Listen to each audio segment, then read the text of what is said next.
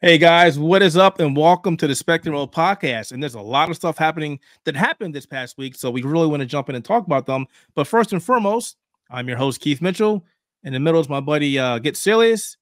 And to the end is my other buddy, Scott. What's up, folks? Howdy.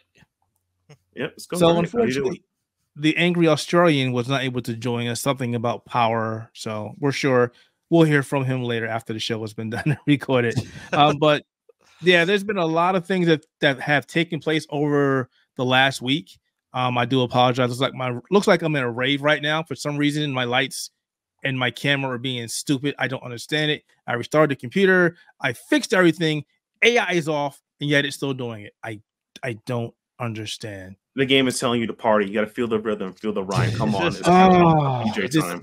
There's definitely something weird happening. But before we start with the topics, as always, we talk about the games we played this last week, and I'm just going to start off and say I've been doing nothing but liberating planets and freedom for democracy. Yeah, you finally become a patriot. Finally, all the time. So if you don't know what that means, it means I've been playing a crap ton of Helldivers on the PC. After they fixed their server issues, which we'll talk about later on, this game is phenomenal. If you like third-person shooters and you like playing with people and you like friendly fire and you like killing bugs and automatons who are basically like Terminators, you'll love this game. I spent way too much time on this game as it is, and I need to play other stuff. This is becoming another Dark Souls intervention where Keith, you play too much Dark Souls, you need to stop, which I have not played since the intervention, by the way. So yeah, I've been playing Freedom. Yeah, it's working until the DLC launches. Until DLC launches. Elden Ring, the Shadow of the Erdtree drops. You are not going to see me. You guys need another person for the podcast. I will not be on the website. I will not be on Twitter. I've already told my boss I'll be gone for work for that entire week. Do not bother me. It's that deep. But that said, let me kick it off to Matt. Matt, what you been doing, man? I've been doing a lot. So if you have checked the YouTube, I've been playing. I played, did a review of Last Epoch, one of my favorite ARPGs right now. Currently, they're having some server issues this weekend. I mean, they made a lot of money, so people coming in, they got to fix that. But luckily, you can still play the game offline. So that's a bonus. Unlike some other companies. Wink, wink. Literally suck. Anyway. That's out the way. So I've also been playing some Final Fantasy VII Crisis Core, Balatro. I got back to playing Granblue Fantasy Rising and Relink. Rising a little bit more because in Relink I found my main character. It's the potato Charlotta, and I decided to make my main in that game into the fighting game. I've been playing Charlotta in the fighting game. Wait, so you're playing Charlotta in Relink. Rising? Yeah, Rising. Yep. Yeah, she's in Rising. I thought you were going back to play that because of 2B. No, 2B is okay, but I'm not into that. I'm not, as you kids say, a degenerate. Though her moveset is optimally sane, she has everything. She's busted from the gate. At least strong in the gate. I wouldn't say busted. It's people are enjoying her. I think it's a really cool thing to do. I hope that she becomes DLC for the other game, but that's a whole different thing. Yeah, I've been playing a lot of that. There's a couple of Steam demos that's be up on YouTube soon. I've been playing those games. You've probably seen them from the VODs. And one game I'm playing a lot, enjoying with friends, is Ship of Fools with Shouser at Ryudo for coming out and play stream again. It's been like 6 months, but schedule's been rough. But we had a chance to play. We almost had the God run, but the game died on us. So we got to try it again. I saw you playing that yesterday, actually. Yeah. It's a fantastic game. It's tons of roguelikes. Me, I'm the joke. I'm the indie man. But it's all good though. It's something I would recommend. But yeah, that's all I have been playing. Oh, and a lot of Balatro, but let's not talk about that. All right, Scott. What about you, man? Alrighty. So I have played through. Sympathy Kiss, which is a game that I reviewed for the site. It's an Otome game, more geared towards older people, which. Honestly, I think it's a good idea. Not older in the sense of like it's very adult-oriented stuff. Are you calling me old? It's for older generations, for those of us who have to deal with work environments. And don't have to deal with so much of the college stuff anymore. But yeah, Sympathy Kiss is a good Otome game for those who want that. If you're someone who wants more of the traditional Otome game experience where it's mostly about I guess like the tropey type stuff of college and high school type things, then this isn't the one for you. Yeah. If you're looking for like more of a actual story than tropes, and that's the way to describe it. Because it's like because like I played Boyfriend Dungeon. Boyfriend Dungeon is kind of romancy, but isn't as tropey as compared to like other games that are non. Like, it's cool, but it's Boyfriend Dungeon is a whole different thing. But I understand. Please, people, learn to write things outside of the meme box. There's so many stories you could tell. Please do it. Please. There are other things you could write stories about. So having a story that's about, ironically, an app development center is something that I used to do actually during my time in college. Was I do mobile apps. So that part of what I get to see in it is pretty like kind of, I guess, nostalgic. Because I used to do that kind of stuff. I used to do apps. I don't longer like create apps or anything like that anymore, so I don't have to deal with that. All right, but so you had to work with logistics and how many users were able to do, how much money were gained from those users, and all that fun. So the question I have to ask for you, Scott, is you work on mobile apps. Why didn't you buff Vegeta in Grand Blue Fantasy patch? Why couldn't you do that? It's a mobile game. Why didn't you work on that? I mean, I'm out here trying to support Vegeta, and she's not like the top unit in the game, Well, that's mainly because they didn't want to hire me back then. Nobody wanted to hire me back then, to be honest. I was some nobody who got out of high school and did all their programming in middle school because they decided, hey, languages are cool, but also I used languages so I could mod Kingdom Hearts 2. That is a good skill to have. I don't know why, but I decided to basically memorize everything I could about hexadecimal stuff in high school just so I could learn how to better use action replay codes in order to mod Kingdom Hearts 2, and it turned out great for me. Until for the rest of the gaming industry, that's a. But that's a whole other story. The other games that I've played a lot of Skull and Bones. I'm trying to get enough. How is that? I've seen a lot of people talk about that on Twitter. How is that? I wouldn't say it's a negative game, but I do think that it's not worth the $70. It's a Suicide Squad game?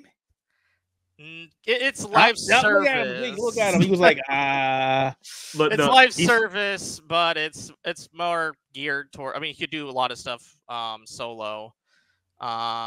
That's basically your rise to the top of being the top of pirate captains, which I initially was kind of turned off on because when they were originally presenting the idea of Skull and Bones and beginning 8 years ago, it was supposed to be your rise from like a normal shipmate to be a captain. But the actual game itself, you start as a captain, so that doesn't really tradition well. So it just really gave me a lot of bad vibes from the beginning because of its beginning was nothing like what the trailers were trying to give you the impression of. And I think that's its biggest issue is that the trailers and all the press and all the things that it was telling you what the game was not at all what the game was. So they lied. Exactly. Which it shouldn't be a very surprising thing because a lot of games are not nearly the same as when the trailers come up or when they're initially thinking of specific games. Skull and Bones it's basically built upon its boat combat. That's basically the entire things that you'll find enjoyment of is its boat combat and just kind of exploring the ocean and finding new islands and new pathways and new trade routes that you can find more materials to then make better ships or to make more money by selling it to other ports and other locations.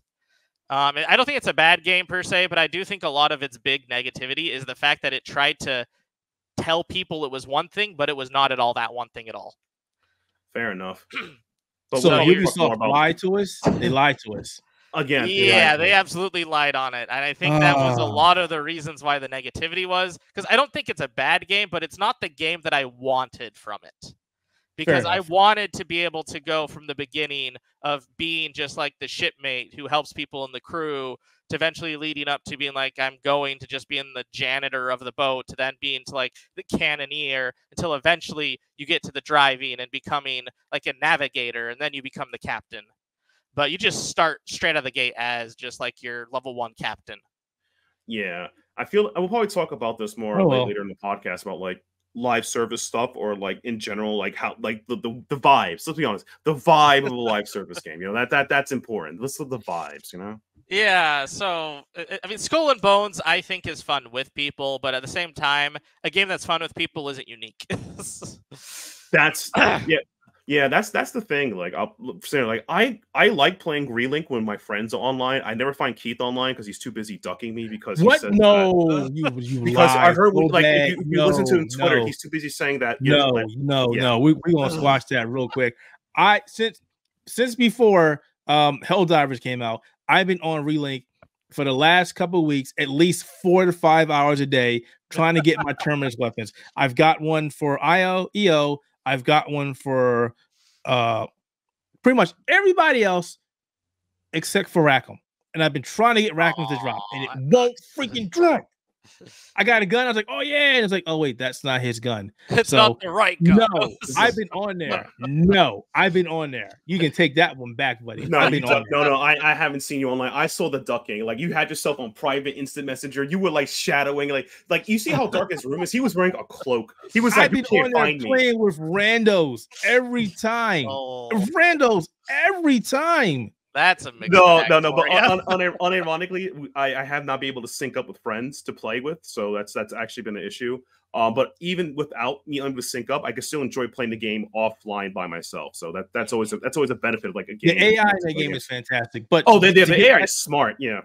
To get to you real quick, Scott, I've actually ran into a couple of really decent people in that game, and once you find that perfect group, they're like, we're just going to keep doing this quest over. Yeah, and I love that ability. I love you can just say, let's redo this quest, and we just keep redoing the quest and keep redoing the quest. And you know, when you have a decent squad fighting Proto Bahamut, it is cake.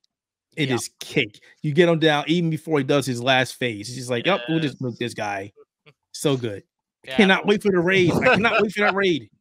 Speaking of that, excited. I've been going through my third playthrough on my streaming channel as well. This is why I was like, why are you going back? Just grind these characters. I'm gonna have 3 characters before this raid comes out. I feel like I need to grind Max Charlotta and then like pick out my squad from there. But I just been so busy with like IRL stuff and was like, oh, I really do. Like I said, you know what? Next week I will just make an entire stream of just me doing character grinding. That's the plan. I will just character grind on stream 4 hours. Let's go. Yeah, I need to actually. I will be around there. I will be there. I will be there to help you on the PC version. I am there. Yeah. I am there. I need to get Helldivers. the end of the PC version. I'm I ready for the prologue right now. Yeah, we're in there. All right, cool. That's fan. All right, so Keith is going to help. That's something that I can do probably next week. Is get actually my PC account to the end of the game. It's very close to the end of the prologue. I just need. Wouldn't it have been nice? More journals.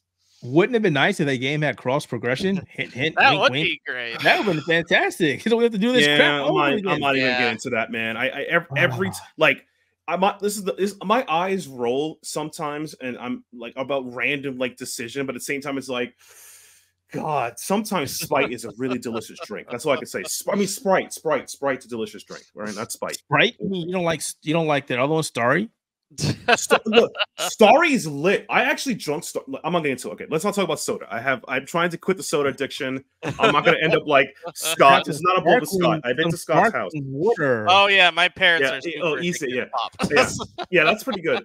I was like, like I said, I'm not going to blow up Scott, but I've been to Scott's house. They used to have bigger cans though. Yeah, big cans. Yeah, I've been to Scott's house and I saw nothing but chalky milk and root beer. That was delicious, but I think he has an addiction. I don't want to tell him. Like, I think you have an addiction, man. I just think I can't really prove it's the little things, you know. Well, since you mentioned, let me just because we're keeping track here. Since you mentioned games as a service, I do want to talk about Helldivers too. You know, that game that we fight for freedom and liberty for democracy. Yes, this game came out of nowhere on a PlayStation 5 and PC and has been doing gangbusters. Like literally, at one point, it was doing 400,000 concurrent players on Steam, and it has gotten bigger than that. Yeah. To the point where people are arguing that the PC is the leading platform in terms of players and the PlayStation 5 and the PC. I'm not going to get into that argument because that's just silliness. I'm glad the game is just doing as well as it is. The fact that the developers are like, we can't keep our servers up because so many people want to play this damn game. The game has the same thing happened to last Epoch, as I mentioned earlier. Like, people bought into that game and the server just crashing this weekend. Like, oof. It's the opposite of what happened to us months ago at Wayfinder. Screw that noise. Whatever happened to that, you know what? We're not going to talk about that game. We're not going to talk about it. Let's say, I'll just drop it as a mention. That game was boring. When I was in the beta, I said that game was boring as crap. And the best part is, I took that consideration. And I was like, it's $20. And I'm like, this is expensive. Not only it's boring, like, The gameplay loop was boring. The instances were boring. The characters were boring. Yeah. Nothing could have saved that game. No. That's unfortunate. I can't get my refund, though. That's the crappy part.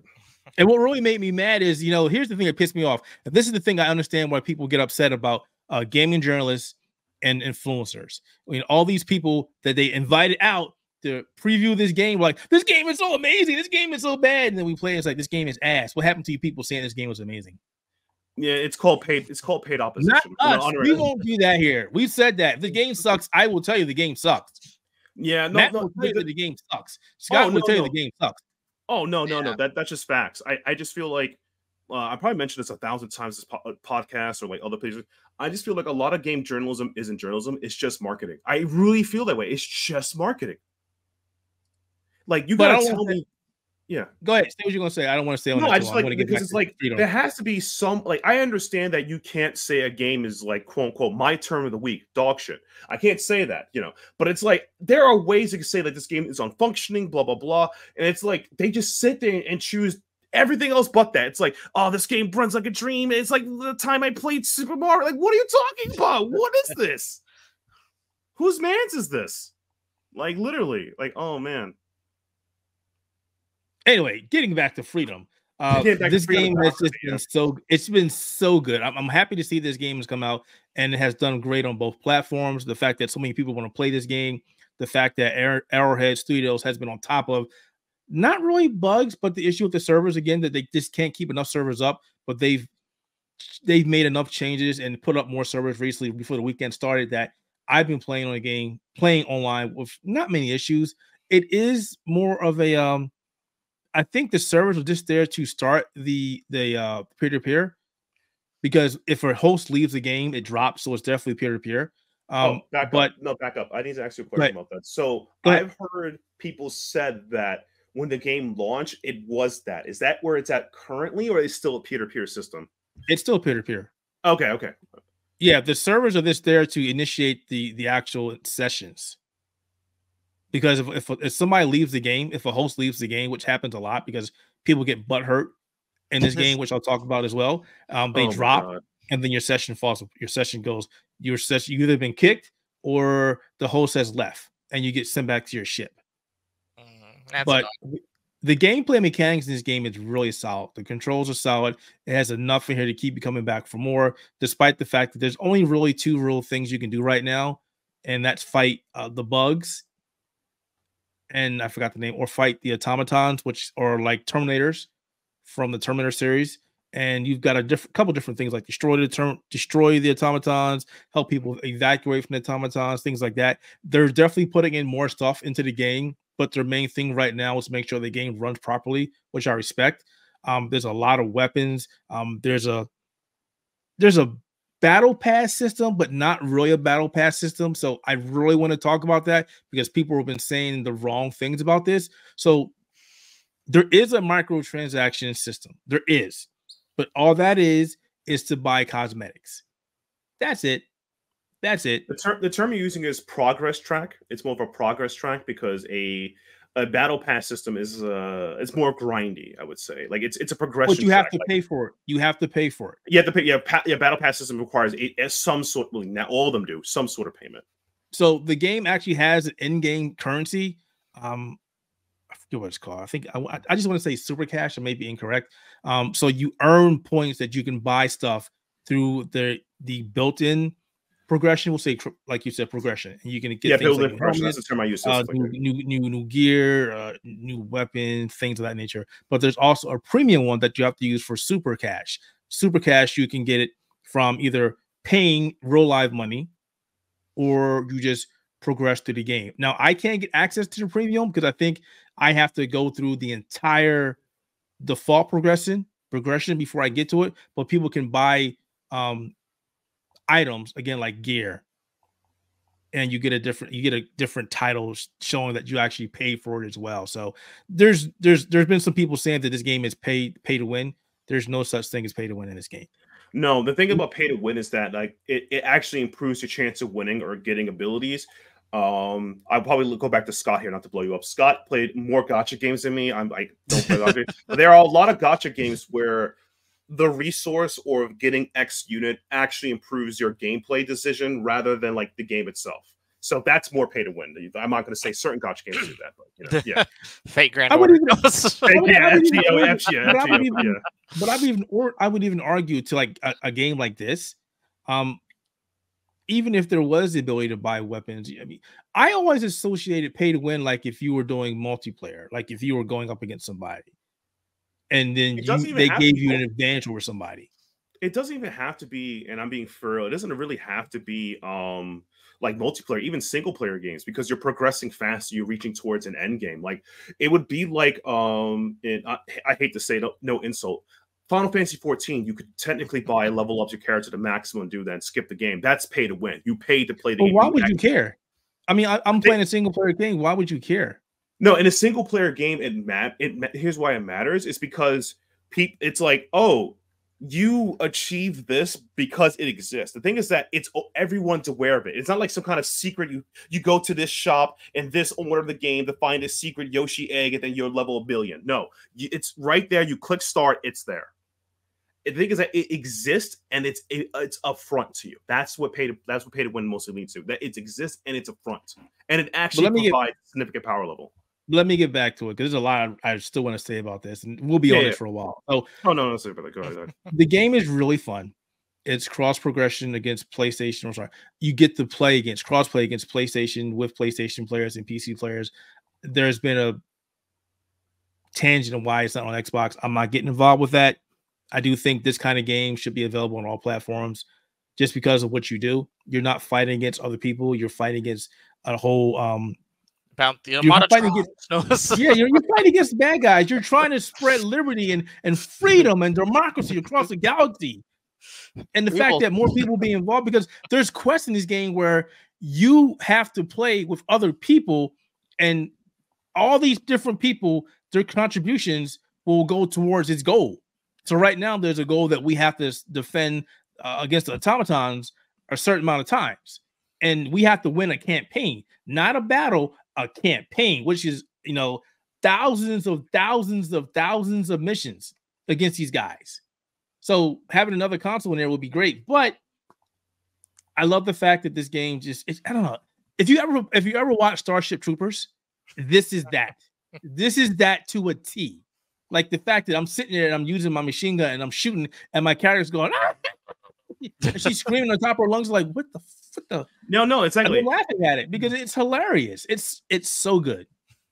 Friendly fire is on by default. Yeah, exactly. Yeah. Betrayal High Five is your grenades. Yeah, Betrayal High Five is the game. Just want you to know that. I've been blown up. I've been having things fall on me. You're in the middle of a firefight trying to get away from the bad guys, and your own guys are shooting at you, and you're like, "Fuck, dude!" And but it's fun. I've never had the point of frustration where my guy killed me and I want to turn around and shoot them because they killed me. Because it's like, all right, I see you did it by accident, but there's been so many times you're shooting and somebody walks in front of your line of fire, and it's like, do I stop shooting? Do I keep shooting? It's like, do you walk in front of a car just coming up the street, or do you wait? I don't get it. It's such a fun game. You really just have to play the game to understand how much fun it is. And I'm glad to see that Arrowhead Studios has another killer on their hands. The first one was good, but everybody was very skeptical when they said that this one's going to be a third-person game, that this is what they're going to do for it. And everybody's like, oh, Destiny, oh, this, all that. And then it came out, and it's just like, wow, this is a really good game. They've done their homework with this game. This game is so much fun. And I can see this game being played like it is right now for months to come. And if they keep doing what they said they're going to do, and they have this whole roadmap planned out for this game is going to be a game that's going to be played for quite some time. Love it. I wish you guys would play it. You really do need to play it. It is a lot of fun. Gotta get It that money. really Though. is. I spent my money. I gotta add that the PC port is amazing. Ultra wide support is in out the box. I've had no issues other than the servers crashing. 2023 has been a bad year for PC ports. 2024 so far has been good. You know, we've got Grand Blue Fantasy Relink, amazing. We've got this game, amazing. We just gotta hope that it continues being amazing with PC ports. For freedom. Yeah, for freedom. Yeah. Ah, man. And it plays good on ROG Ally as well. Ooh. I think some people said it plays well on Steam Deck. I have not tried it, but it's not the kind of game I would think it played on Steam Deck, because usually anti-cheat stuff doesn't work that well on Steam Deck. Right. So that's why I don't think it'll work on a Steam Deck. But it's not the kind of game that I want to play on a small screen either. Yeah, that's fair. It's a lot of fun. Especially definitely give it a try. An ultra wide monitor. Yeah, ultra wide monitor. Oh my god! Look for my review on this game later this week. Oh man, this is the game that took me off of Grand Blue Fantasy Relink. Trust me, I was on Grand Blue nonstop, literally nonstop, just grinding. I'm at the end of the game. I've beaten it. Yeah, this is a good game. Get it. And if it sucks, come back and yell at me. I guarantee if you like shooting games and you like playing with people sometimes, you're not gonna be mad at me. You're gonna love it. It is on the hard side. Even on easy, it's hard. They got trivial, easy, medium, hard, extreme, and like 3 other ones after that. So have fun. I'll see you in the front line. I promise not to kill you unless you kill me. Shoot first, ask questions later. That's what I learned. Shoot first, ask questions later. That's what you're supposed to do. Shoot them first, ask questions second. And if anybody asks you about diplomacy, shoot them dead, because they're just lying. Dead, yeah. Oh my god, so good. Even the open video of that game is good.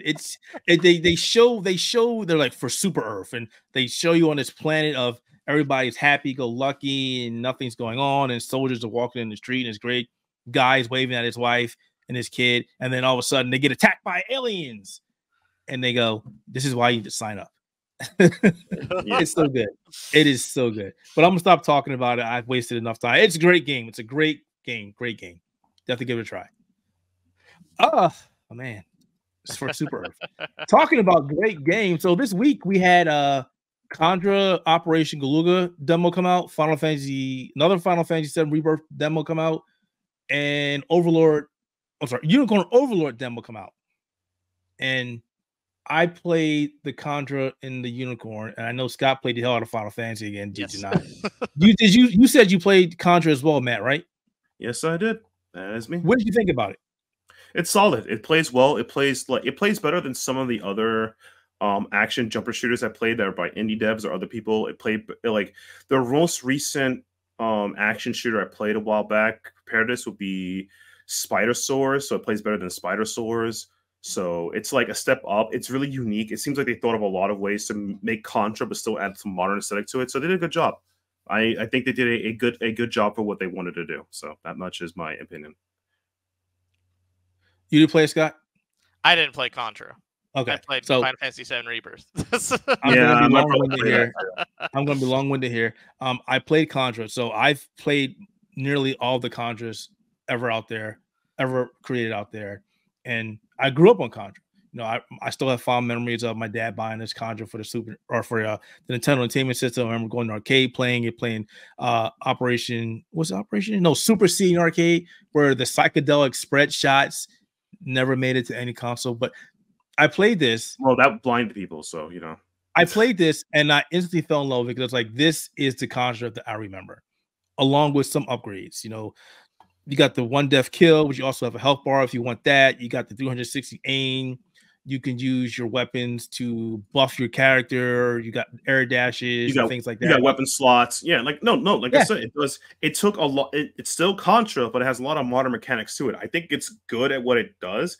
I think that it still has that arcade kind of difficulty. Like, it's not like, I played a while back, Wild Dogs on stream. That's something I had too. Wild Dogs had a lot of bad hitbox issues. It was fun, but it's like, how to put this?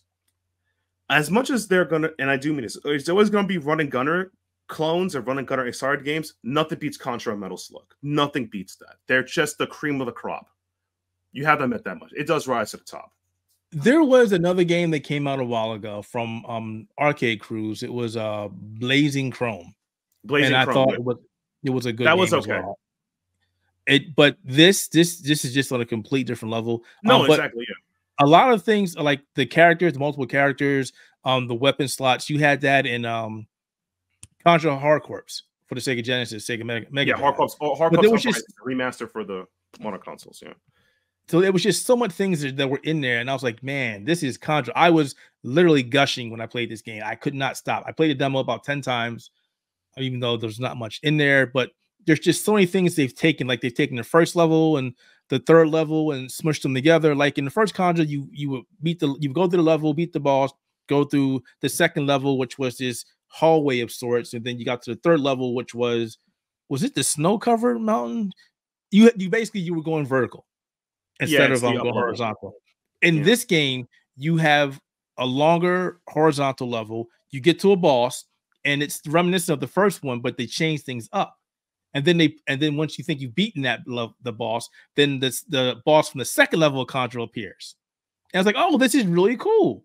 And then once you beat that boss, you go upward. There's no, okay, you're going to the next level. You transition to a different level right then and there. And then you can go up.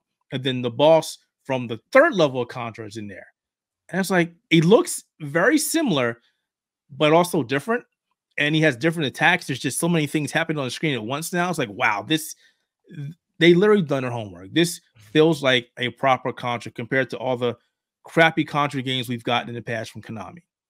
I'm not going to mention some of them. Contra Force. Look. I'm going to be honest with you. When Konami gives games to other people, they're better now. Back in the old times, I used to trust Konami, but trusting them is not a good fate. Okay. Oh no, I agree 100%. I said that I did a review on this demo. I was so fascinated. I literally said, Konami has been nothing but a source of disappointment with Contra, with Castlevania, two of their biggest games, and they've done nothing with them. Or when they release something, it's garbage or collections that are bad. This is a proper Contra. I don't want to say follow up because this is it's a spiritual sequel. Yeah, it's a reimagining. They're starting over, and I'm hoping if this does well that we get more Contra games from them. Now, I did say I wasn't really a big fan of visuals, but the gameplay is king, and the gameplay is amazing. I've seen some people, I'm not going to mention where, complaining about, oh, the visuals suck and this and that. I'm like, but the gameplay was king. The visuals, okay, they weren't hand-drawn like you want from back in the day. We're not going to get that anymore. You're definitely not going to get that from Way Forward.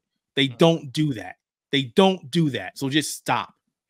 Like the people who gave us a Blazing Chrome, they did hand-drawn sprites. You're not going to get that from this company. You're not. So I don't see why you complain.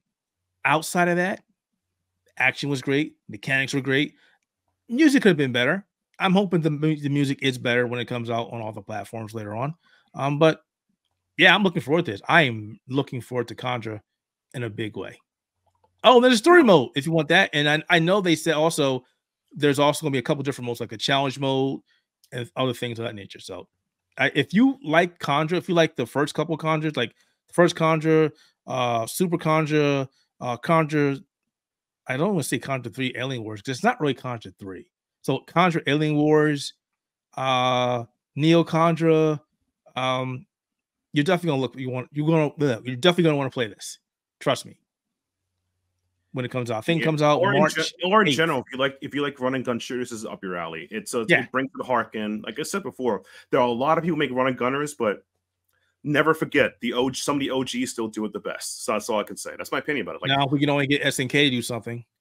Let's see. They got Metal Slug Tactics coming out. Metal Slug's a new regular game. Yeah, but it's not a run and gunner. See, that's the thing. It's yeah. No, I'm waiting for that too. It's just that they haven't even ported Metal Slug 4, 5, and 6 on Steam yet. Or so like until that happens, I'm waiting for that too. Because I want to play my man Trevor for Metal Slug 4. So but that's me being old, talking about things I miss. All right. So outside of Conjure, there also was Unicorn Overlord. I know I played a lot of that, and I know Scott did as well. I played it I as well. played a little bit. So I'll let you guys let you two talk about that first before I jump in. So, Scott, what did you think about the demo, and how long did you play it? I only played it for like half an hour, honestly. I wanted to do more, but I feel guilty when I'm like reviewing a game and playing a demo of a game that I want to play eventually because I've, Skull and Bones is still there. But I did like what I did play of Unicorn Overlord. I've always loved Vanillaware's art and how they do a lot of how they do their animations, and their mechanics are always so very unique in how they bring different things to the table. And so of what I've played of like the SRPG element of it, I really do appreciate that they do so much with those sprites, and they do so much with just the like 2 combat type things, which I think is one of my favorite parts about Unicorn Overlord, is just the uniqueness of how the sprites feel with how they do the combat. Now I'm gonna stop you for a second. So I don't know if you saw, but there was a guy on our YouTube channel that I did a gameplay video of that, and they were like, "These graphics are terrible." And yeah, I saw somebody, that. Somebody was like, "You need to get new eyes." Like, I'm like, dude, what? This is Vanillaware. This is what are you talking about here? What? That's why game companies don't like doing hand-drawn animations, because people don't understand that it's good art. Like, what was wrong with the game? It looked phenomenal. It looked amazing. I don't know. Yeah. No, you have to understand. As my opinion, like I told you before, some people just dump that bit. Like you just had like what? It's still like I know you have no taste. That's okay. Just go play your slop games over there and let the real gamers play some games. Okay, go play your slop, and then the rest of us have enjoy ourselves. All right. Yeah, it looked good. I'm sorry. No, it's a beautiful looking game. So yeah, it looks fantastic. Yeah, if you want me to gush about this game, let's go with this. So I'll be right there with you. I can't wait. I cannot wait. The only thing that talks about it is not on PC. Now I'm gonna shut up. Yeah, it's a breath of fresh air to SRPGs, in my opinion. The choices are really good. They have this amazing. It's like it reminds me of what I liked about like this one game that's independent game called Tactics Ogre.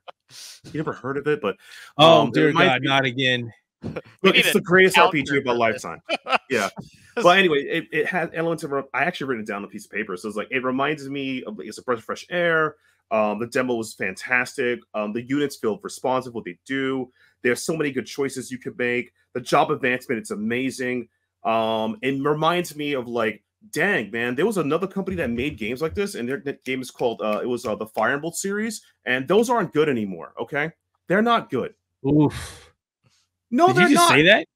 No, come on. Do you even play video games? Like, I know the younger Zoomer kids would be like, "Oh, Fire Emblem's good." Ooh, but like, no. Classic Fire Emblem is fantastic. I do mean this. Fire Emblem 4 to Fire Emblem 9, good games, right? The problem with modern Fire Emblem is that Nintendo sucks and turned to waifu simulators to make more money. That's just true. The character designs are nice, but if Awakening didn't have the hardcore mode, I forgot the hardcore Awakening mode, I would have not played that game. It's not good. It's good for people who are not good at RPGs to play. That's it. That's the modern Fire Emblem experience. If you're not good at RPGs, you can play that and get okay, because they have a lot of hand-holding, even in its normal difficulty. I'm not even talking about the difficulty that says your units cannot die. I'm talking it's normal difficulty. I know you guys are quiet because you're scared of your life. Like, oh my God. Yeah, play some RPGs. You know what I'm talking about.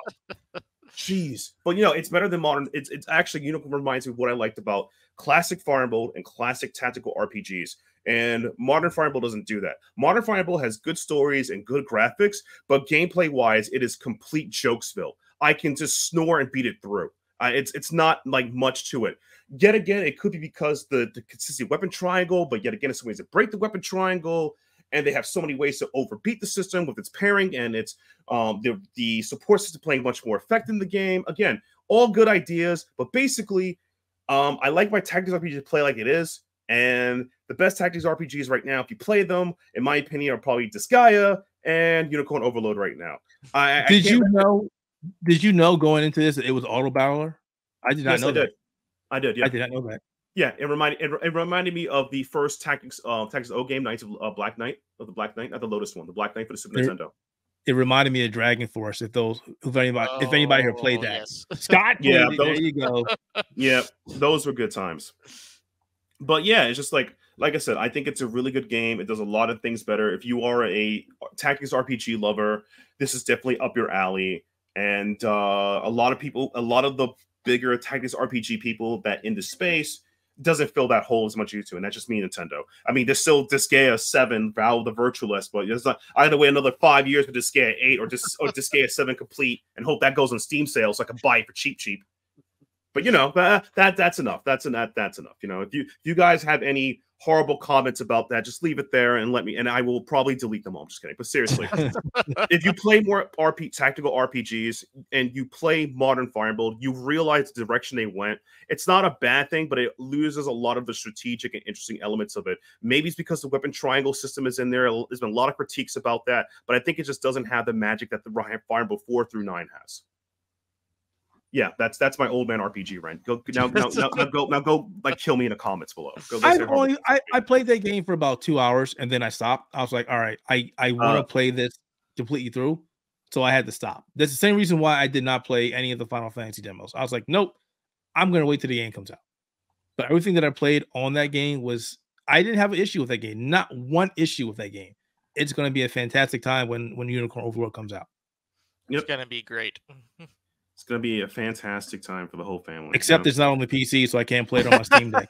Well, the thing is that, Atlas been unaware hates us, so they always hated us. That's the way they are. I was like, it looks like I want to get this on the Switch now so I can play it when I'm not near my computer or near my Xbox or my PlayStation. Thanks for nowhere. That's right, getting the PlayStation portable. But portable, yeah. Outside the house. It's portable.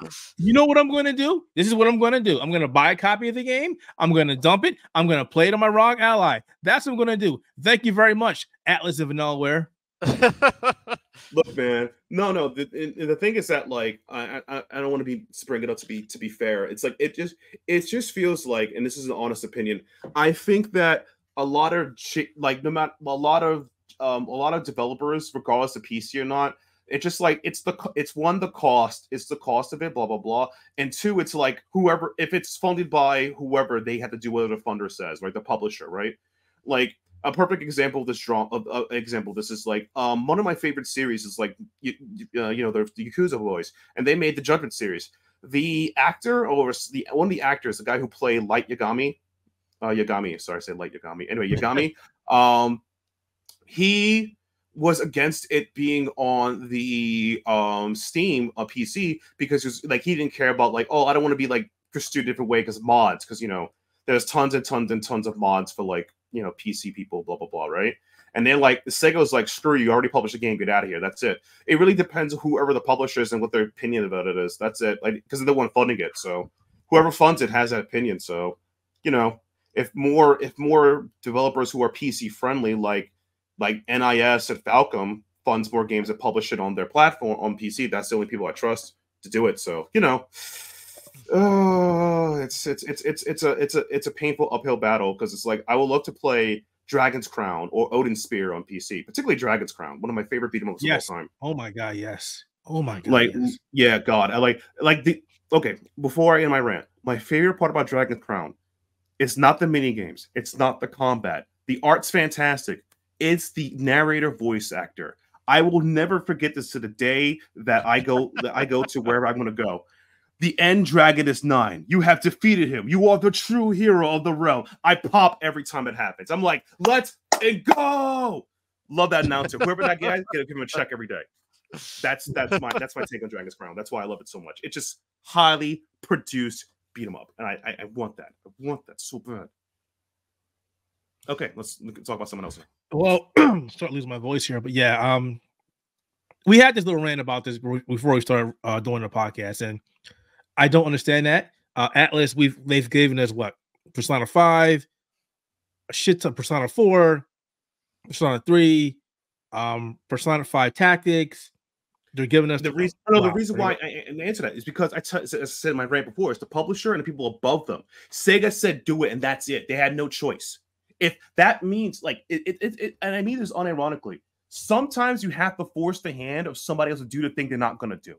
That's the problem. Like, oh, and doesn't. No, I get that. But the thing that I'm not understanding is, okay, their upcoming RPG, which I keep forgetting the name of it. I don't want to butcher it, but Metaphor. Yeah. Metaphor. Yeah. Okay, so that's coming out from Atlas, Sega, for all platforms. Well, Yeah, Xbox, PlayStation, PC.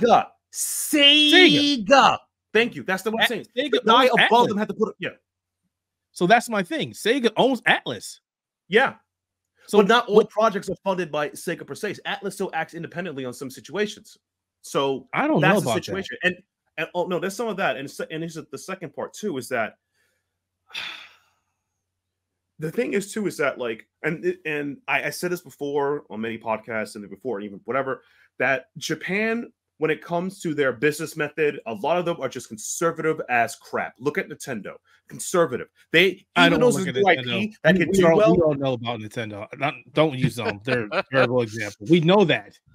Yeah, that's what I mean. Conservative. That's just as an example. Okay, they're conservative. So even with a new IP, they put the bars low because they don't expect to do well, but they don't want to risk it. If they put it in like 12 platforms and then the game does like, I hate not to be mean, let's say 300,000 units. That's not money for them. They don't want 300,000 units. They expect 500,000 at least.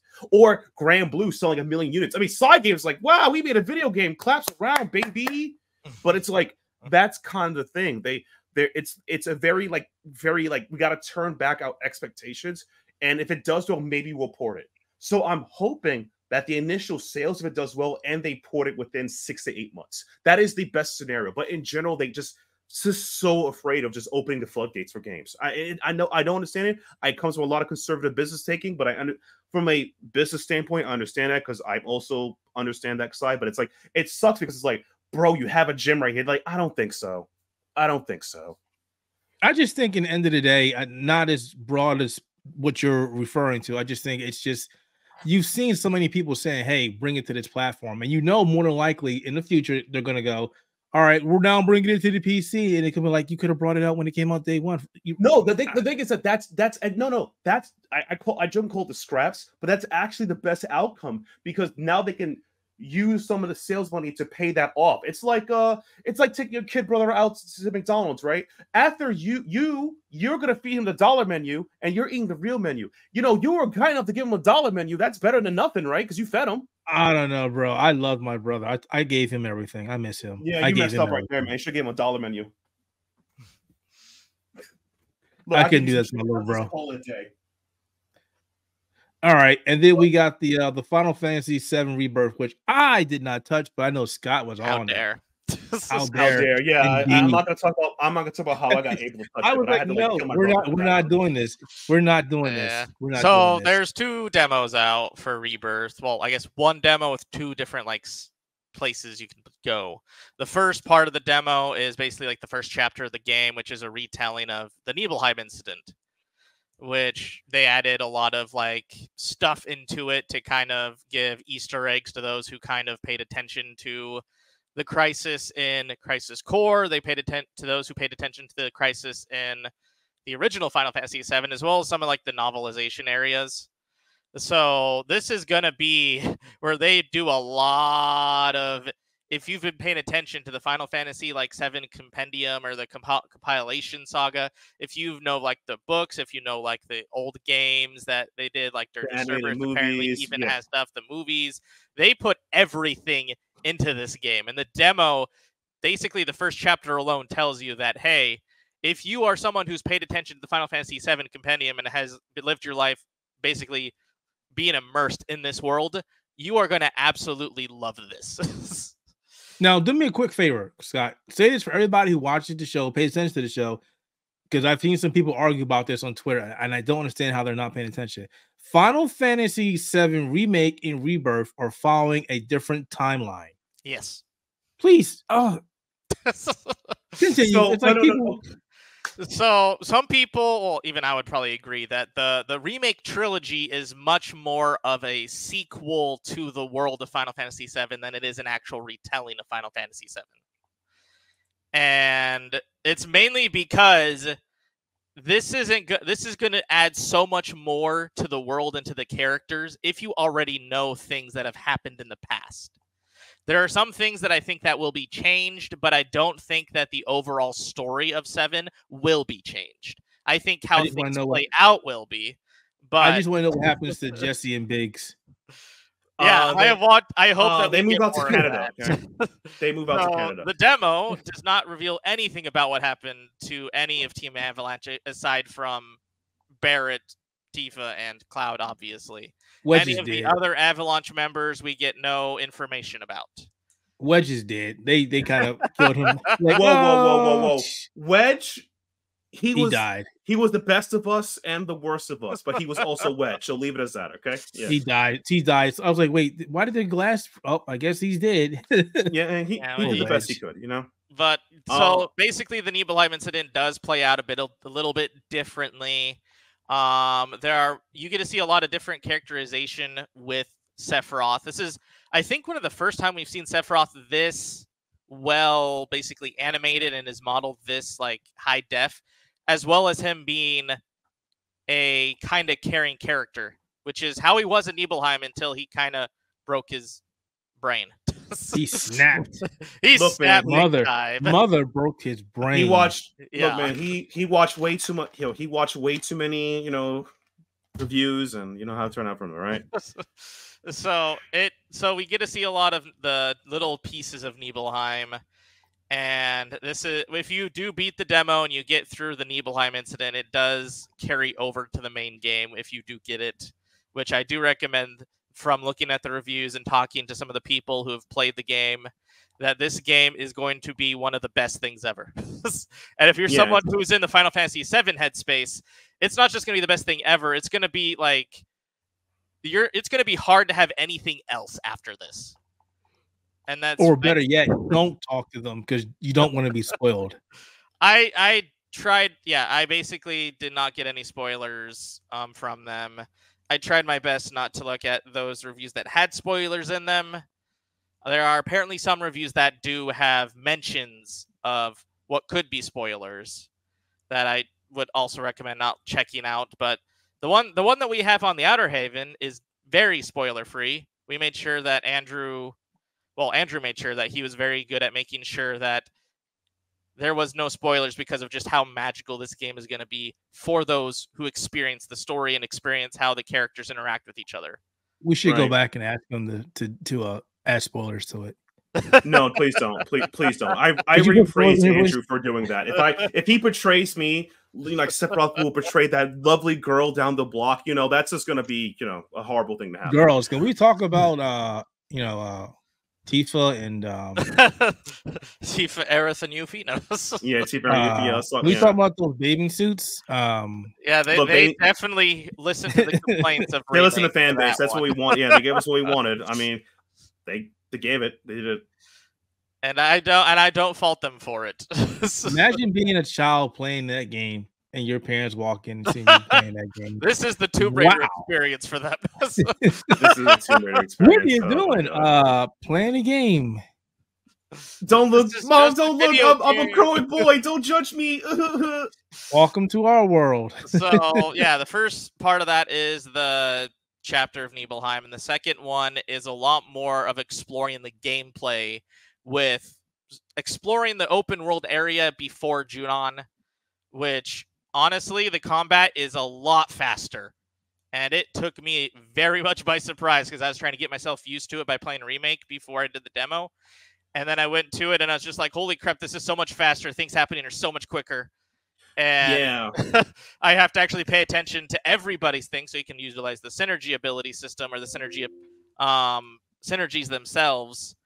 Which if you guard, you'll have access to certain synergies that you can tell your characters to utilize, which the best part about the Rebirth, you can actually use synergies from characters not in the front lines. You'll have say Barrett or Red 13 just behind the battle lines, just walking around and giving you items to help heal you, or they'll just start shooting at the enemy. As just you can't really do anything with them, but they'll sometimes do stuff that helps you. But you can also use synergy abilities that allows them to do stuff together. You can have Barrett and Red 13 do a big synergy attack that you can then basically follow up with your own synergy attack on the front lines with Tifa and Cloud, or Cloud and Aerith, or Aerith and Tifa. And you just, there's just so much combinations that they did in the combat. It just made it so much more engaging. And you can also utilize your own abilities to put yourself in the air as well as the enemy in the air. So you can basically stun lock them in the air and just juggle them to death, which is really cool. But the problem is that you also kind of have to use those abilities to attack the air flyers if you don't have like a character like Barrett or Aerith who can attack with range. And since I love how Tifa plays, I constantly played as Tifa and realized that like half the enemies in the demo are all flying enemies. So you have to use the ability to get up in the air and try to juggle, but you can't really juggle the flying enemies because they're just in the air already. But you can smash them to the ground a lot quicker because of that. But you also have to have an actual ATB bar in order to do that. Because if you're out of your ATB bar, you kind of have to just wait for it to load in order to get up to the air to then attack them and smash them to the ground. But there's just so much more like complexity and mechanics to the combat that they did of Rebirth. So it's just one of those things I really had to get used to. And they have a lot of difficult fights. Like they basically have like 5 big kind of like fights for Chadley. Where in the remake, Chadley kind of just gave you like simulator fights that you eventually get summons and stuff like that. And this time, he actually basically helps you scan the enemies as well as does objectives during your fights. That if you hit these objectives, you get extra score. And extra score gives you extra experience. And then if you get so much experience with the score, you then get access to more summons. And then these summons you can get through the tutorial simulator. And it's just... again, more things they added to the mechanics that I do think help out if you actually want to dive into it. Or you could just say, screw it to Chadley and just fight as normal because you don't really lose for not doing it. You just get extra points for doing the things Chadley tells you to do. Basically, if you played Crisis Core or Remake, essentially, like, don't get damaged, you get healed. The game rewards you for being a different type of aggression. You just get better as you realize you get better. So yeah, the thing is, like, from playing the demo at my brother's house, I had to pay him in cheeseburgers, which luckily I give him $1 cheeseburgers because I'm not giving you real money. I don't love you like that, man. So again, from my experience of it, it feels like since Final Fantasy 16, like that point upwards, they have learned to get better at the action RPG elements of their games, and it's very apparent. And I'm really happy for them because for a long time, Square kind of sucked at action RPGs. Even for somebody like myself who loved the Mana series, it was not as good as this other company, this independent company called Falcom. Yeast beats them, and Tales of was just superior in every other game. Let's put it that way, except for Xerstia, which is the worst game. Please don't ever play that. But I'm glad they learned and got better. It feels fluid. Each character, it's like, yeah. Oh, you could, by the way, you could kind of jump cancel with Tifa to hit air enemies. I've learned that, but that's a whole different like mash. You got the mash. Oh, jeez.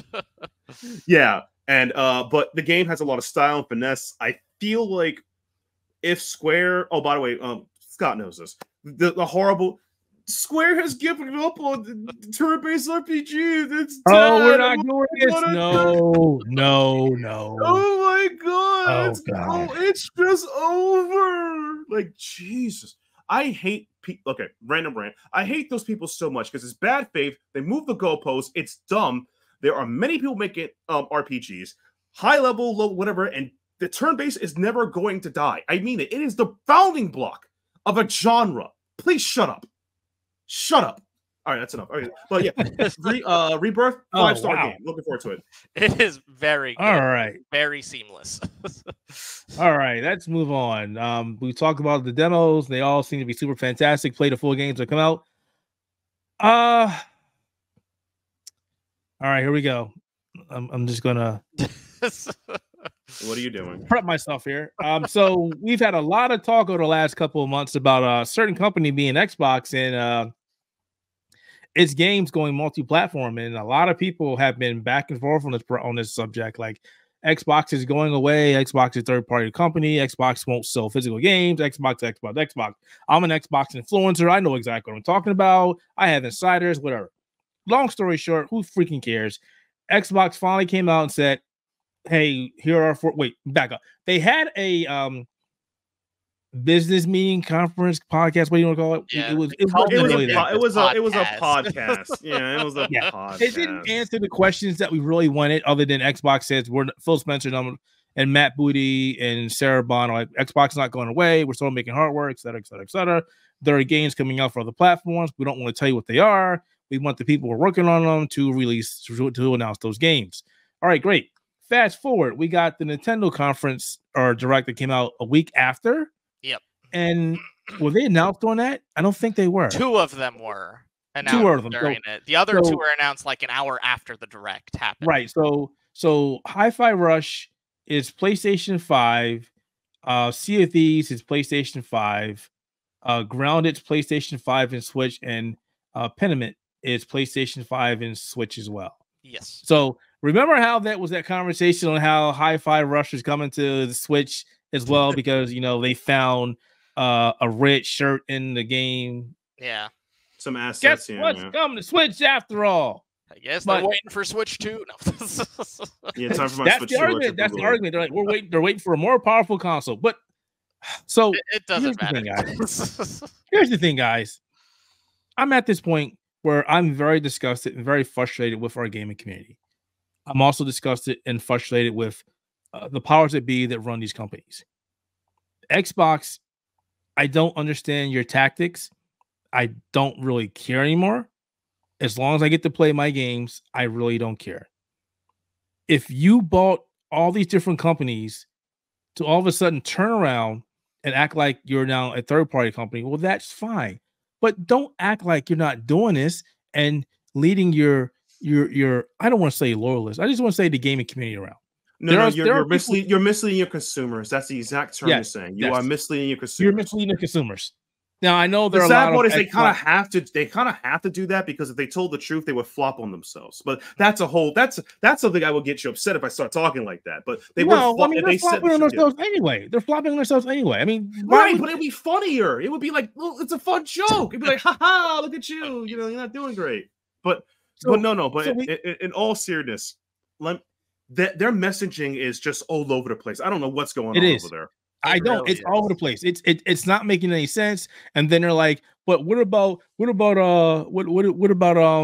Starfield and Elder Scrolls and this and everybody's like, well, they didn't say it's coming, and it's like they didn't say it was coming either. I mean, you've got to play an end game here. Are you going full third party, or are you going to keep some of your stuff? Like, it's just like when you play games with your younger brother or sister. I did do this. You gave them the janky ass broke controller. Yes. Here, this is yours. And I kept the good one for myself. Right. Like, as you should. You got to win, right? What are you doing? Are you doing this? Are you not doing this? It feels like this is, so I'm going to talk from a business perspective, right? So Microsoft overall as a company, there are multiple sides to Microsoft. There is the software side, there is the R&D side, there's the AI side, etc., right? Microsoft looks at its gaming side as a novelty.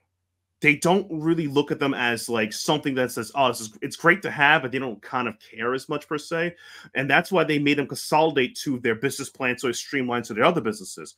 But the issue is that by the consolidation of what they're doing is finicky, but at the same time, it's like, Microsoft, are you committed to just having this thing exist and don't care what they do as long as it's there? But at the same time, is the messaging and brand for Xbox is now coming to a point that I will quote my brother's friends about buying a laptop. So I bought a laptop. That's cool, man. What you using it for? You know what I had to do? The first thing to do was like remove the app telling me I had Xbox Game Pass on it for a month. I don't care about that stuff. I got Steam already. That's how they think about Xbox Game Pass. That is not a joke. He told me that straight to my face. And I'm like, you could just use it for a month. No, I'm good. Because it's that annoying. It's a novelty. It's like that meme of just, you use Edge to get Google Chrome. It's that meme. Because of the branding is so no one cares about it. And it feels really, really, really out of place. I know I'm not the biggest Microsoft fan, but I would like for them to have a voice of clarity what the hell's going on over there. I don't even know if they are truly committed to hardware or future hardwares. If they're a software brand, what is your future for making software? You put all these companies, how are you going to have that? Are you going to mobile gaming? Like, explain. Explain. Okay. Well, they are going to mobile game, but yes. Oh, they are. Okay, then I ripped them. I mean, that's why they picked up King. They definitely are. I mean, they have that in Xbox Cloud. But you're right. They did say they're making more hardware, but then your motives are saying otherwise. Like, What is the consumer? What are they supposed to understand? What are they supposed to believe? Because you're not being very transparent here. You got 4 games and went to multi-platform. It's fantastic. I get that. But where does that end? Now, again, I have to state, again, I really don't care. I'm a gamer. I will go to where the games are. Not everybody has that ability. Not everybody is as lucky as I am to go and do that. But I will say this, because as we go into the next topic, you will start to see a lot of things start to shift within the next few years. And maybe we're seeing, this is me, seeing the end of the gaming console as we've known them for the last few decades. At least in terms of Microsoft and Sony. Now, when you say Nintendo's going to be like, we're over here. We ain't doing nothing. We got to disagree with that. That's pretty doomeristic, but that's just you. But that's just doomeristic. Like, nah. You think Nintendo will eventually move out? No, what you said before. Not Nintendo will be around. Nintendo will be around as long as they're a private company. The end of the console thing, like that's doomeristic. That's just like, well, I guess everyone's doing it. Not really. That's just no. That's how I feel. I feel that the console as we know it is definitely changing. It's definitely changing. Whether that's a good thing or a bad thing, that depends. Yeah, that's yeah. I mean, it depends on how many people are actually comfortable with switching to like a PC. Right. Oh, yeah, exactly. Because PC is still blah blah blah. It also depends on like power branding and how people, again, the power of an exclusivity and the funding for it. It's a whole bunch of things. I don't see consoles going away, even like post me getting called up to wherever I'm going to go. I feel like the only thing we're going to see in the few years is the downsizing of Microsoft if they don't get their hands on the pulse to move themselves up. They're the only ones dragging themselves down. They're the only ones. Like, I still see like Sony being I still see PC, doing whatever they're doing. I still see Nintendo having their private money not to be messed with. Which, hi, by the way, everybody, you ever make a company, go private. I mean that seriously. Own your own money. Do not be owned by corporate. I mean that seriously. Go private. Private will save your life. Look at Nintendo. They're private. They save themselves. God. But it's funny you mentioned PlayStation. We'll be talking about them very soon. But again, we go back to what you said about Microsoft, the messaging. What exactly is happening? As I mentioned before, you pay a crap ton of money for all these different companies. To me, if I paid that money for these different companies, it would be like, this is my console, this is my hardware. These games from these companies are going on my hardware. And if you want these games, you buy my hardware, like Nintendo. You get my stuff here. Right. That's the thing. Is that like, the thing is that like Microsoft is bad at business, jokingly, but it's just like that's how the business was done. That's how it's kind of supposed to be. The issue with that is that the thing is that Microsoft has over ballooned their own market. Microsoft is the dominant console, or dominant, whatever you want to call it now, that is owned between where we are, America, land and free, home of the Whopper, and Canada. They have failed to expand in other countries properly, and there is a collapse in it because there's only so many people who can buy Xbox here. So while Sony may not be number one in America, they have other locations to buy them. It's the same way like one of my favorite companies, SNK. SNK doesn't do great in Japan, but they have a huge fan base in Latin America, Korea, China, and other places in the world, which is fine, which helps them expand.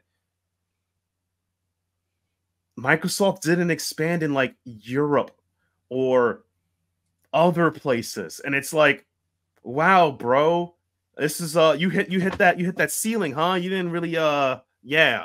So I don't know what their plan is. It feels like they're just trying to like just make float. I feel like they're just trying to stay afloat.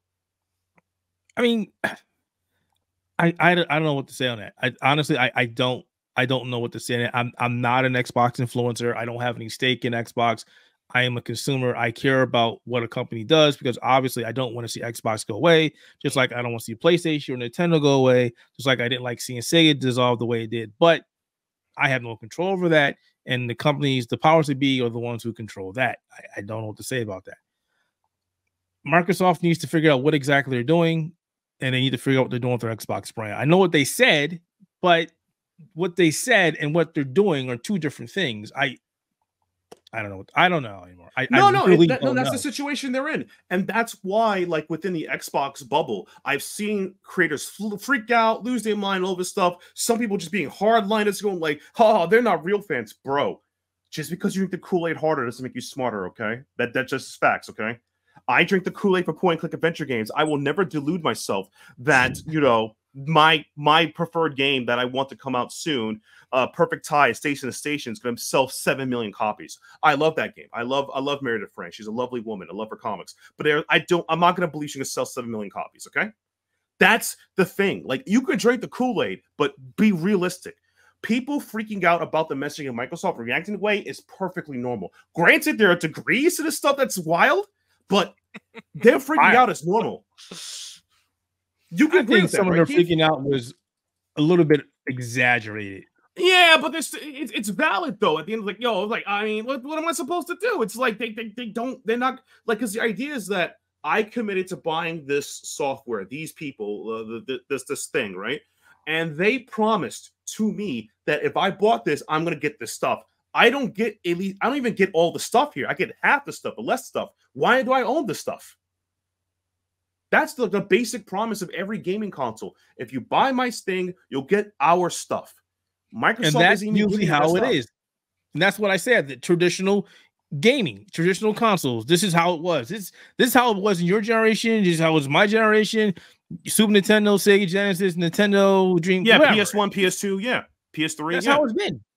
Right. So,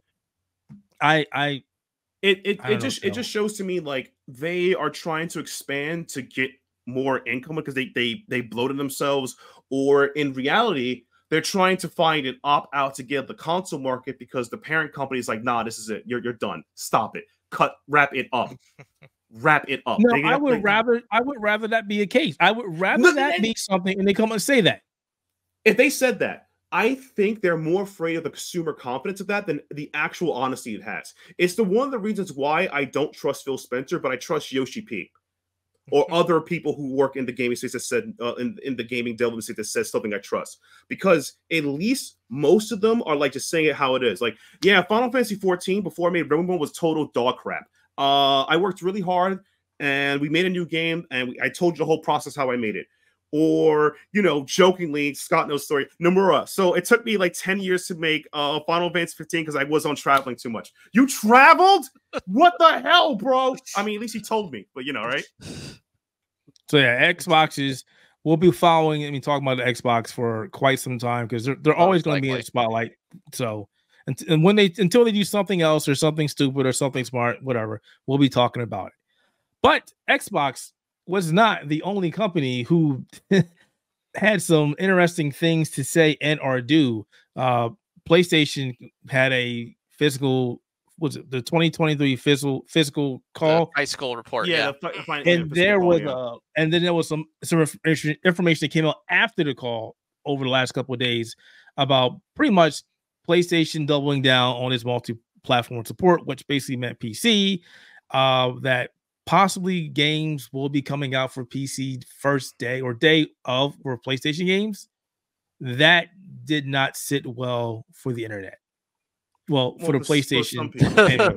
For the fanboys who've dedicated their entire life to one console. They were pretty much doing the things that Xbox fanboys were doing. Like they would give up PlayStation. This is never happening. And it's like, but Helldivers just happened.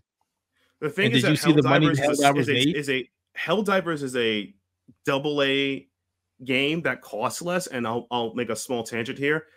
Unironically, if a live service game didn't sell at its brutal $70 XX price tags, and they sold for like $20 or $30, I would give less crap about them because they're cheap. If they didn't sell as much, I would be less brutal on them. Like, it's a $20 game. What do you expect, right? $30 game. What do you expect? $70. Ooh, that's a roughie. But see, I would accept that if we didn't already get a bunch of AAA games from the PlayStation camp on the PC. They weren't day one. No, they weren't. But now they see, hey, they're actually selling. That changes the narrative. Well, the thing is, like, that really isn't doing changing the narrative. What they're really doing is like, hey, the scraps we gave to PC made money. We could probably continue the same process and still probably offload like some of our newer or lesser titles to PC. We're still gonna we're probably gonna do time exclusives or element exclusives that we have for our current games, but they still like value the exclusivity of their brand and whatnot, because you know the promise if you bought a PS, you're gonna get the PS, you get the Sony thingy. That's kind of where it is at. I'm happy for them admitting that, oh yeah, this kind of worked out for us. But he also admitted, hey, we can just give scraps to these guys and we'll make money. That's not, that person to me is like, ooh, they can get away with this. You know, they can get away with it. But that's not what they said, though. You know, that is exactly what they led to. That is what they said. I know you don't read, but that's exactly what they said. That's exactly what they said. Oh, I read that. This just like they doubled down and said PlayStation VR 2 is coming to PC as well. I guess I misread that. VR, no one cares about VR, man. That's too much money. That's too much money to wear goggles and run to walls. So it's interesting to see what's happening here with PlayStation as well. I'm not going to go say, hey, you know, PC is the best platform in the world, because I will never say that. I say it's a great platform to play on. And I've always persuaded people to go play on PC, but I also realize that PC is not for everybody. It just is not. But PC made some strides to be more acceptable with like the Steam Deck and other things. I personally, in my opinion, I think that PC it's still expensive. It's still what it is. But I do feel like PC, if you invest in PC gaming or get PC, you will save a lot more money than you would by owning 1 or 2 consoles. And that much I could definitely test by my own accounting. I've saved, and I joke. Yeah. Last year, I have saved over $727.52 from gaming and gaming expenses in 3 months, just 3 months from PC. That's it. So basically, if you times it by 3, I saved about $2,000 from gaming last year, and that's including tournaments and other things. Just PC gaming. It just, the up cost is there, but I saved so much because I don't pay for subscription services, and I don't pay for online access, which is the one thing I have a deep hatred for console gaming. I'm sorry, I have to pay to be online, bro. I already pay my internet like $50 a month. Come on, that's enough for me. When the PlayStation and Xbox started becoming the gatekeepers of you being able to play online, that was stupid. Even the Dreamcast didn't force you to have, because Dreamcast even know what it was about. That's the thing. Well, let's just be honest here. It was dumb. It was what was it? Was the Dreamcast the first online console, or was it? No, it was something else before though. But there's been consoles before. PS2 go online, Fantasy Star, but the PS2 could, but it required a Fantasy Star 2 was online. I played Fantasy Star, OG Fantasy Star Online. But I feel like that's just kind of like my. I just think console gaming, you like it's there, but I do feel like there is a permanent cost to the subscription or whatever pass, and I think that's too much. I'd rather just do whatever, and that's about it. But I definitely can attest to my own personal finances that I have saved over $500 3 months into PC gaming, and over that year I saved over $1,000 between $1,700 just from gaming alone, just invest in my PC. That much I can attest to. PCs are high up cost, but you will save money over time, gradually. I wouldn't say high up cost. It depends. Like again, Steam Deck is a fantastic. Well, Steam Deck is a side thing. It isn't really PC gaming. There's things it can't do. I'm talking, you have a computer or a very powerful laptop or a picture of Tokina Sora touching your computer. That in itself is a blessing. Right, but when we talked about this before, like I said before, the Steam Deck is a great entryway for people to play PC games.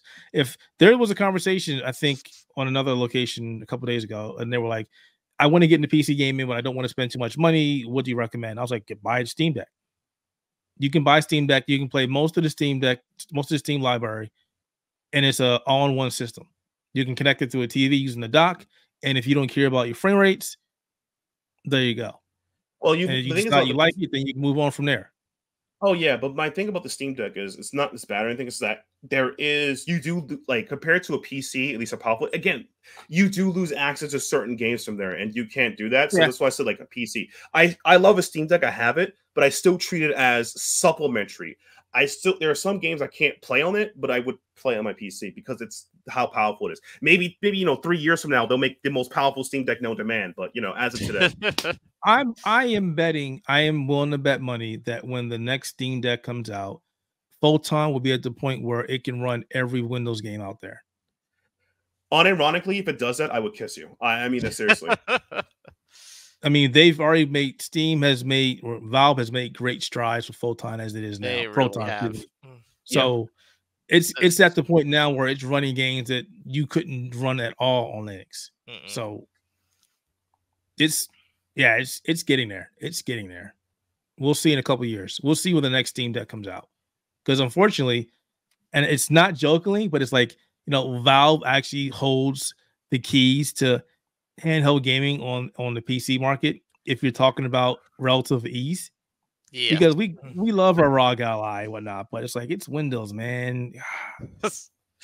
The funny thing is too is that I'm gonna get in trouble for leaking this. So Keith knows and Scott knows I do own some financial incentives in Microsoft, and I'm in part of some share meetings. Blah blah. I'm not going to disclose anything, but there has been a push by some shareholders to expand Windows into other markets, particularly making a Windows gaming system. But the problem is the majority shareholders are very anti that because they don't see profit in that. Even though I'm 50-50 on it, I generally say that if you get more people in the door, take the bet. If you get more people to buy your burgers, you put mustard on it, put mustard on your burgers. That's all I gotta say. Offer mustard burgers. So I got two things to say about that. One, go ahead, yeah. Dreamcast. Dreamcast, yeah. Because it ran Windows PE.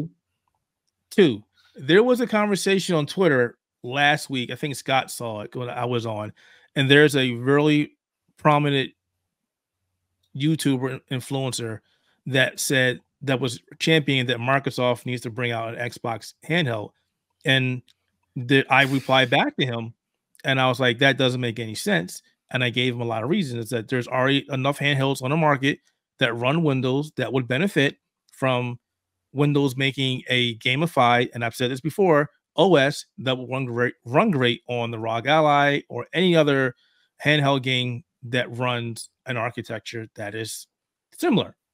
Because you got, again, Lenovo Legion Go, you've got the ROG Ally, you got the MSI Claw coming out. I showed you guys a couple of days ago another one coming out from was another company. So there's a bunch of these things coming out, and it's like it would make more sense. Why would Xbox waste the money making a handheld device that will in turn come out to be the same thing as these guys are with just a customized OS? Make the OS, put it to these other handheld things, and call it a day. And at first, right. he was kind of snippy when I said that, and I was like, "Look, I know you're a YouTube influencer that deals with handhelds, great, fantastic, but I said I also deal with engineering. I know a little bit about computing as well." And I said this makes more sense. It's like, if you want, because he was being, he was being kind of rude. Snarky. And I was like, look, if you want to have a debate about this without being rude, I'm more than happy to do so. He never got back to me. No. It's because it makes more sense. No, because he's trying to push, and I know what you're talking about. I'm not gonna say it. It's like he's trying to push the narrative that more Microsoft in market is the way to do it. No, that's not it. Keith, you had the 100% exact response to that. It's correct. The issue is that too is the handheld console market. It's niche. Like people like you and Scott cover it. It's niche. I know like dirt booty about it. It's a very niche, but it's also a gold rush right now. And I think that gold rush is going to hype down soon. And then I think like the ROG, Steam Deck, and I think is it Lenovo? No, they already got one. They already got one. They already got one. They already got one. So MSI's got one coming out, and there's another company. I don't think it's a gold rush because, again, we said before, there have been devices already been out, but now we're seeing an evolution of more devices coming out. No, I call it a gold rush in the sense that it's all rushing to get into the market to do that. Not gold rush making money out. I am unaware of the statistics and marketing and as well as the data that for the sales for these things. But I do feel like this space is getting a lot more crowded today. Because it is. And that if Microsoft got in there, I do not think they'll be able to be super competitive. Exactly. And that's how I know he doesn't get it. Like, that's how I know he didn't get it. Yeah, he didn't get it. That was my point. I said to him, I said, there are way too many devices out there. It doesn't make any sense for Xbox to do this. Now, if they made an OS that you can put on, like these brand new machines that are everywhere, Microsoft would make out like a bandit. We'd all be happier because we wouldn't have to deal with a Windows OS that's made for main machines, like for doing like stuff like Office and everyday usage. instead of just giving us one for just a gaming PC. And the thing is that like even work on a gaming PC, and then somebody had the snarky idea and say, but Windows CE work well, and I was like, yeah, well, see, that's the problem. You're living in the past. Look how OSs have evolved. That doesn't make any sense. Right, exactly. And the thing is, like, it also shows like how he doesn't get it. Microsoft wants to sell their products, particularly Windows, in perpetuity. So that means that like Lenovo and these other companies have to pay them consistently to get more money for their software they're implementing, and more people will buy it and use it. That's what they want. What I said. And they also said Microsoft will make a killing because they could charge more for this gamified OS. Yeah. And if they want to sell their device, they would do it. No, exactly. And it goes back to like some of the minority shareholders that have, or minority stakeholders that kind of feel like this might be a thing, but like the majority stakeholders are kind of iffy about it because they look at gaming as a novelty.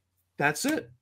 I see. That's the thing. That tells me that they don't understand gaming in general, because this is an industry that is getting larger than movies. No, it's fair. No, that's facts. That's just facts. Yeah. So it's like if they say that, then they just aren't paying attention, and because the mainline business does so well. That's the thing. They don't like anything that doesn't direct to like the thing. They're like, whatever, right?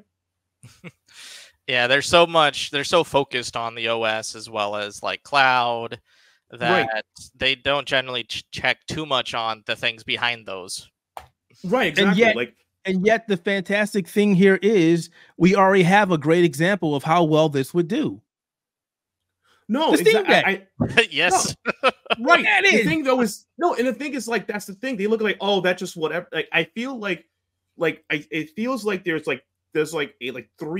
three buckets of Microsoft money: the software, the cloudware, and their AI RD development. Those are the things they care about the most. Those are the holy grails, right? And then Xbox is like over there in the corner, like rolling around in the sandbox, trying to like make a sandcastle. And then Microsoft come over and just smack the sandcastle. Hey, I don't know what you're doing. Stop it. I'm trying to make a sandcastle. Stop it. And then go back to the three gods, It feels like that sometimes. All I know is I would love for Microsoft to bring out a gamified, gaming-only OS instead of me trying to harden, disable systems, services that I don't need on my ROG Ally for no reason.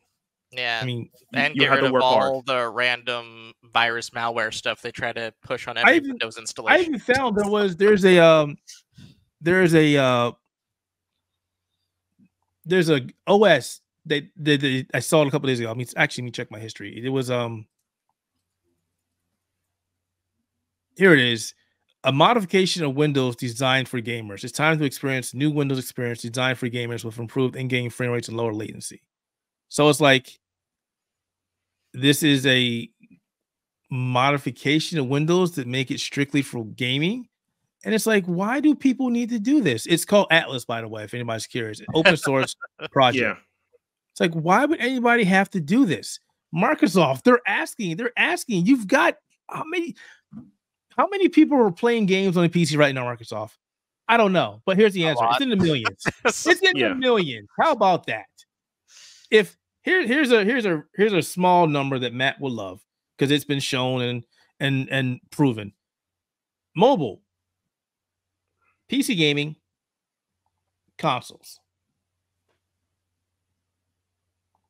There you go. I don't know what else to tell you. No, 100%. I feel like I said, it feels like they're just kicking down the kids at the sandcastle, And and a part of me scratches my head as like I feels like they need somebody to like convince them to do it. It's like the blind men, like three blind men touching the elephant, and you have to convince them it's an elephant kind of thing, And like, bro, they're like, no, this is definitely a horse, brother. This is an elephant, please. This is an elephant. You can't convince them. It feels like ugh. It's pain pecco, literally pain pecco. Yeah, so anyway, like I said, Xbox and PlayStation things are definitely changing. We still don't have a Bloodborne port, so who knows? Maybe never happened. But you know what One day. One day, we'll get there. We got a announcement for the update of the expansion for Elden Ring Shadow of the Erdtree. We actually got a date, and we got a new trailer. And I am so excited.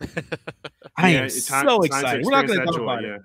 because nobody here is a Souls-like fan but myself. So it's fine. It's fine. I understand. But as I mentioned, beginning of the show, I will not be around when that game comes out. Will not be around. If they make Sekiro 2, that'd be dope. Don't even get me started about that. I've been preaching for.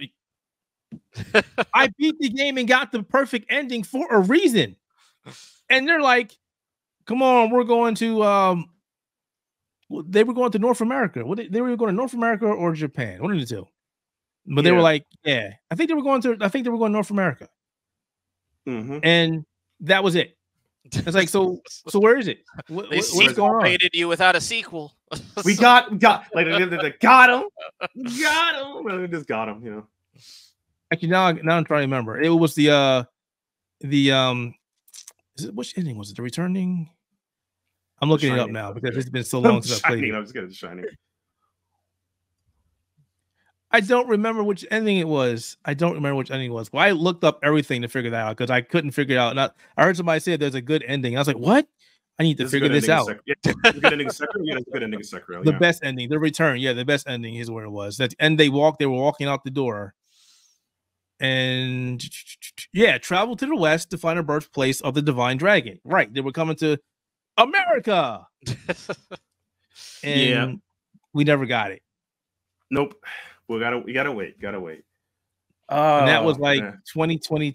No, before. When was it? When did Sekiro come out? 21, I guess.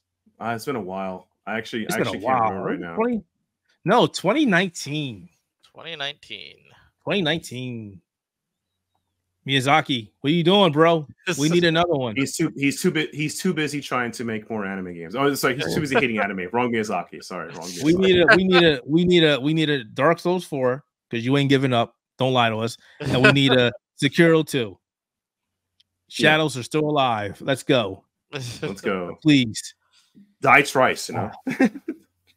I mean, that's what it's called. Die twice. Die twice. Die twice. 3 times. Yeah, the second one. Yeah. Third time's the charm. Yep. Oh man, that sounds great. How to bring up the Sekiro. I love that game. I just won't play it again. No. Sekiro is one of the better Souls-like to me because it's one not mechanic a Souls works. Like. It's an action adventure game. It's not a Souls-like. I'm sorry. It's one of the better Souls-like game because the mechanics work. So I guess not. Oh my God. Because the mechanics work. You know how it is. It's not a Souls-like. It's not a Souls-like. I know, because the mechanics work. I can't call it that. Call it an action game. No, but all serious. I think it's time we mosey up on out of here, man. Really? I just want to go back and watch the Capcom Cup and see who's getting their ass beat.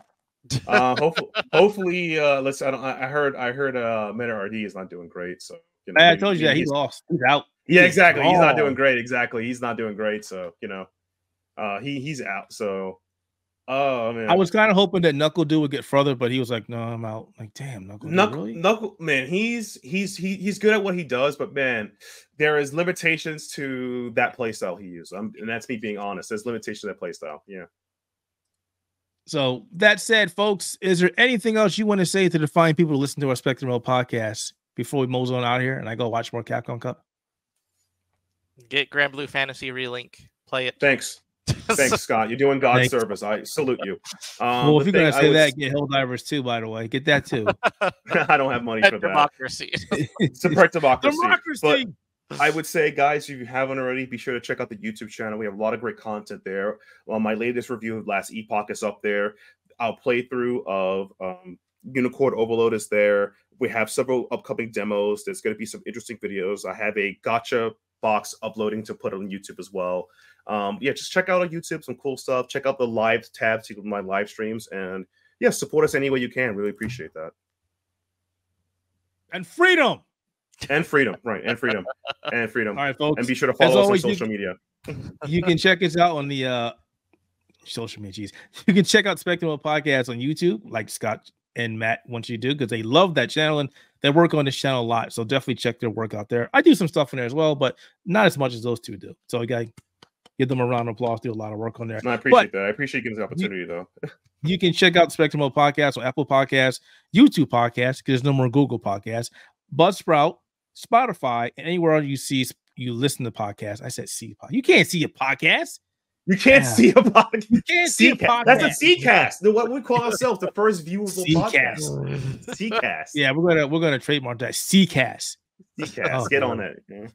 And we got a lot of great stuff here on YouTube podcast since it's a C-cast now. So definitely check it out on YouTube channel. That said, I'm Keith. That's Matt and Scott. We're getting out of here. So we'll see you guys next week. Oh, real quick before we bounce it out. Today marks 25 days until PAX East 2024. Myself and Matt will be in Boston, Massachusetts, checking out the event, talking to some cool people, talking about games, recording games, interviews, and all that cool stuff. So we may not have a podcast during that week, and if we do, you'll have other people on the show. Scott, it's all you, man. But that's another 3 weeks.